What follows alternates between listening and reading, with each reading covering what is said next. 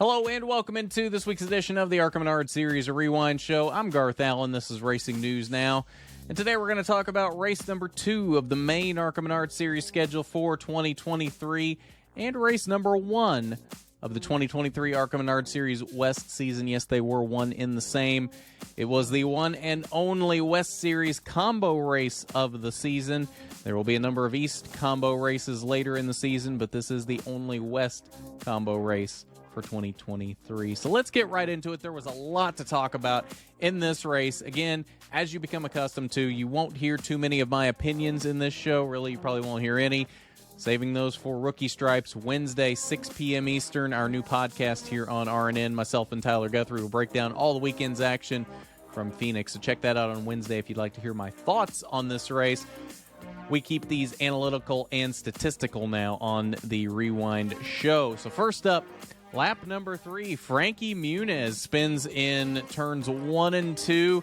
Got a little loose on the inside of the 50 of Trevor Huddleston and just loses it. I don't know that he'd really ever been in a position where the air could do that to him.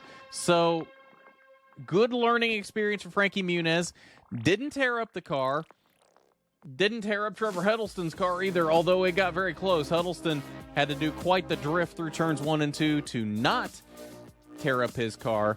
But nonetheless, Frankie Muniz and Trevor Huddleston both getting away from this accident. The beginning of this race was quite wild as we had a good number of accidents very early in this race. We moved to lap number 11 as the 41 of Tyler Reif and the 15 of Sean Hinguraney battle for position down the backstretch into turn number 3. Hinguraney kind of sends it into turn 3. Tyler Reif, I don't think, knew he was there, and they both go for a slide. Hinguraney saves it for the most part. Reif, though, backs it into the wall. That would not be a good start for his day, but that would not be the end of the day for Tyler Reif, as we will see later on. We jump ahead now, 67 laps to go in the race. There has been more cautions between now and then, but they've been mostly single car spins, not really of note. One of them, though, was William Sawalich, the pole sitter in this race in the 18 car, probably the fastest car in the race. It wouldn't be the end of the day for him either, though. As we see going forward, there is a trend here that as long as you don't get a lot of damage, these ARCA cars are really bouncing back this year, and you can really stay in the race as long as it's not a huge incident. This, though, was a fairly huge incident. 67 laps to go, battling for the lead, Jack Wood and Jesse Love. We've got the 25 of Connor Jones and the 18 of William Sawalich coming into turn 1 to 2, and Connor Jones gets into Jack Wood, up into Jesse Love, destroys both cars. That would be the end of the day for them, both of them. Connor Jones would make it out of this fairly well, although you did see him spinning through 1 and 2 there as well, but he did make it out fairly unscathed from this, even being kind of the instigator here. But, I mean, 4 wide is not going to work, no matter how you slice it. 4 wide's not going to work at Phoenix, especially coming out of the dog leg. There's a lot of room through the dog leg, and then that room closes up so quickly going down into turns 1 and 2. These ARCA guys, they've got to learn that, and I think this was a big learning lesson. Unfortunately, it tore up 2 really fast cars in this race, the 6 of Jack Wood for Rev Racing and the 20 of Jesse Love for Venturini Motorsports. We move ahead now. 30 laps to go. Lap 120, we go under caution for the 3rd A.J. Moyer caution of the night. He has had 2 single car spins up to this point in the 06 car for Wayne Peterson, and now I'll let the tape tell the story here. As they come down into turns 3 and 4, Christian Rose is going to get into the back of the 06 car and spin him around. Just look at that speed difference. Rewind shows are not for my opinion now. You will hear my thoughts on this on the Rookie Stripes podcast this week.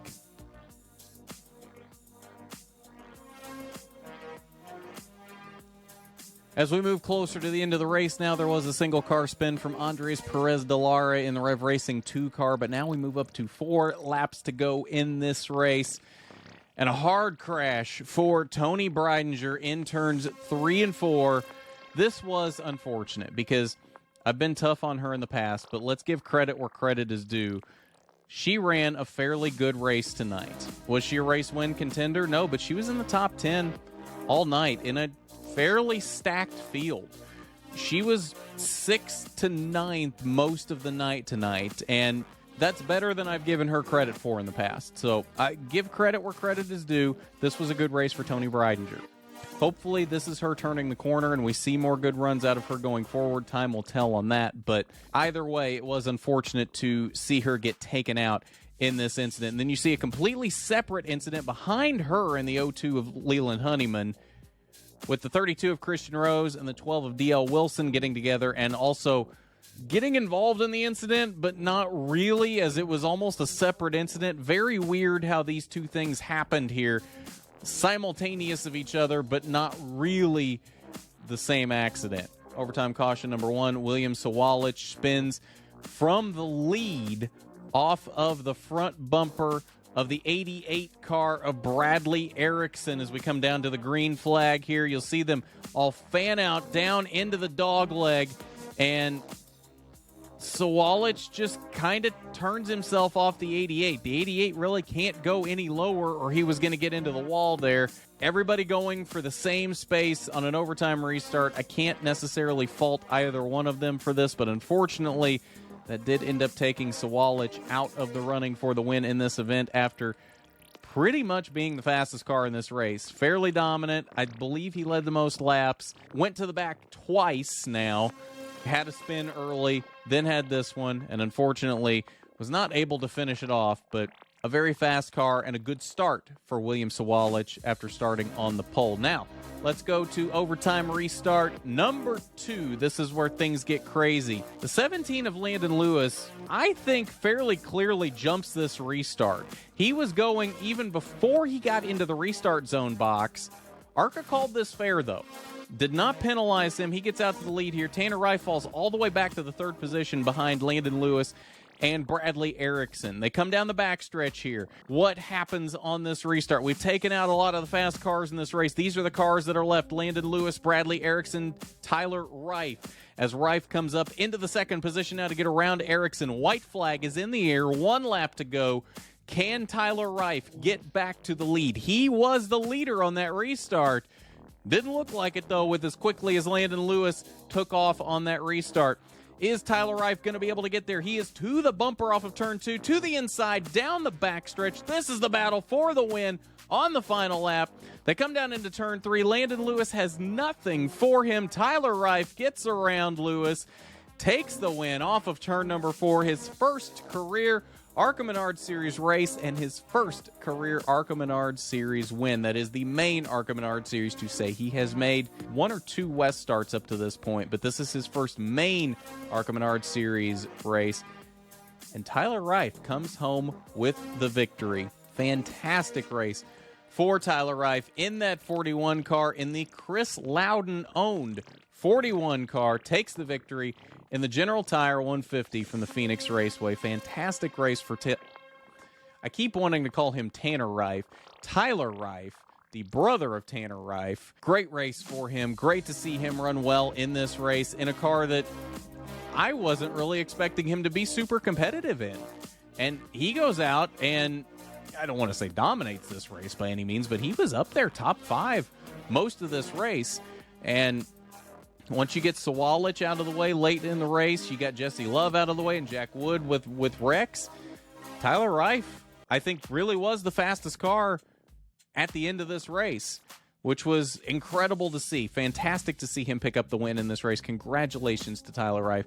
We'll see if we can get him on rookie stripes this week or next week. I would really like to be able to talk to him and get to know that kid. I think there's a lot of you that probably don't know who he is, where he comes from. I know I'm one of those people. I really don't know anything about him, so I'd like to really get to know him. We'll see if we can get him on rookie stripes here this week or next week to chat with him. Landon Lewis came home in a strong 2nd position with Bradley Erickson in 3rd. Shout out to Bradley Erickson.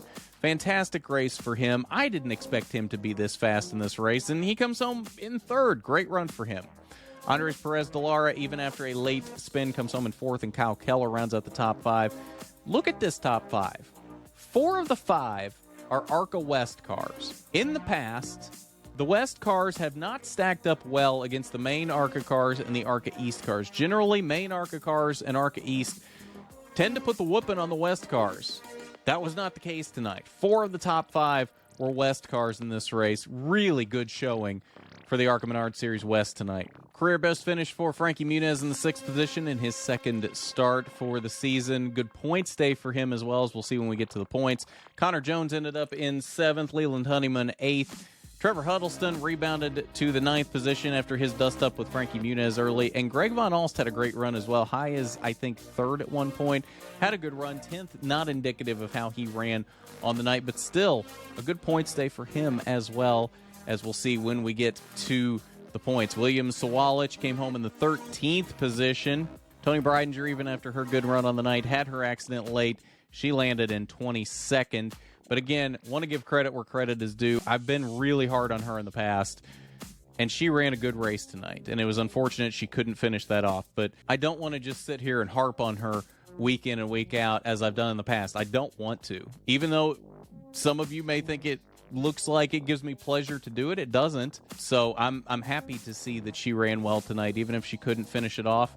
And hopefully we see more of that out of her in the future. Jesse Love ended up in the 27th position with Jack Wood 28th. So let's take a quick look at your points following this race. These are unofficial. This is what I came up with doing math, since it seems to always take ARCA forever to put out points. So if I am wrong on these, I do apologize, but this is my best estimation for what the points look like after this race. Greg Von Alst leads by 10 points now over Frankie Muniz. Look at this. Greg Von Alst, Frankie Muniz, the top 2 after 2 races in the ARCA Menard Series. That is pretty cool to see. Jesse Love sits in the 3rd position, 16 points off of Van Alst. Christian Rose, 4th, minus 17, and Jack Wood still holds the top 5 spot, minus 18. The rest of your top 10, Tyler Reif, Connor Mozak, Landon Lewis, Andres Perez de Lara, and Tony Breidinger. And that's your points following Phoenix, and I believe that will do it for us on this week's ARCA Menard Series Rewind Show. Xfinity Rewind coming up tomorrow to talk about their 4th race of the season from Phoenix. Hopefully it is a good race, but, you know, I didn't expect this race to be as good as it was, given that it's Phoenix, so maybe I'll be surprised by the Xfinity race tomorrow. I really hope I am. I really want to see a good race tomorrow from the Xfinity Series, but time will tell if that is the case. No matter what, if it's a good race or a bad race, we will have an Xfinity Rewind show for you tomorrow. 11 a.m. Eastern Time will be the premiere time, so you can get up, watch that, and then head into the Cup race from Phoenix on Sunday afternoon. So we'll see you tomorrow morning, same time, same place, right here on Racing News Now for the Xfinity Rewind show. At that, I'm Garth Allen for Racing News Now.